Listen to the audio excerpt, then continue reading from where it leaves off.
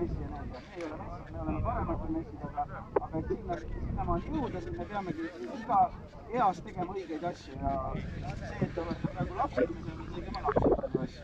Teeme niimoodi turniirid edas kohtuma teiste võistkondadega ja palju mängima ja koguma uusi sõpru ja see on väga tähtis.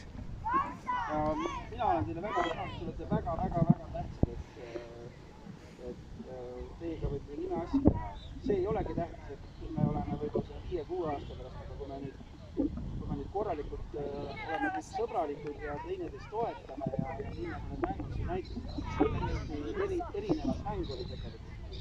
Täna oli jälle selles mõttes kõige kihvim selle poolest, et täna me tegime grupivahetusi, viimane kord me tegime seda Orul, eks ju, et saime gruppidega vahetada, kõik said mängukogemust, saime nelikute vahetusi teha, väravavaid olid ka erinevad, eks ju. Te näete, et ega ei olegi tegelikult suurt vahet, kes seal ründes on, et seal ju olukorrad olid, kus ju Väike-Karla ja Rasmus ja Liisu ja Tarvi tekitasid ka väga ohtlik olukord, seal oli väga vähe puhtalt väravlüüa, eks ju.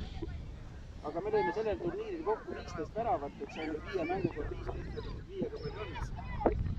Poolsed väravat ja keskmine mängu kohta, nii et see on väga hea. 2 võitu 3 kaotust ja kui turniiritabet vaadata, siis 8. koht, aga tegelikult me oleme esimesed ja selle poolest, et see, miks me siia tulime, et tulla natuke kodus kaugele, olla kõik koos, et see on kõige tähtsam turniiri juures. On ju? Nii, aitäh lapsed teile, ma armastan teid väga nii, et oi, aitäh. Kõik teevad palli.